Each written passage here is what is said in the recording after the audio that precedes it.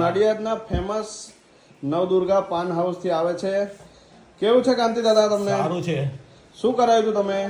પગનું ઓપરેશન કરાયું, ની રિપ્લેસમેન્ટ કરાવ્યું, ની રિપ્લેશન કરાયું, રોબોટિક સર્જરી કરાવી હતી. રોબોટિક સર્જરી કરાવી. કેવું છે તમને? સારું છે. બહુ ગભરાતા હતા તમે? ના, ડર લાગતો હતો ડર તમને? નતો લાગતો. નડિયાદના બધા માણસો જોશે હા તમને? જોશે, હા.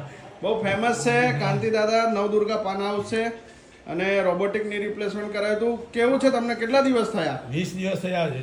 ફક્ત 20 દિવસ થયા. ખુલ્લા ચાલો છો? ખુલ્લા ચાલુ છું.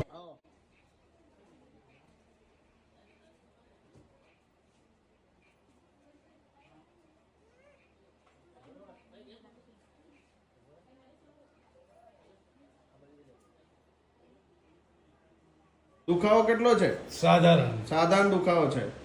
ઓપરેશન પહેલા કેટલું દુખાવો હતો? ઘણો દુખાવો હતો. ઘણો દુખાવો હતો.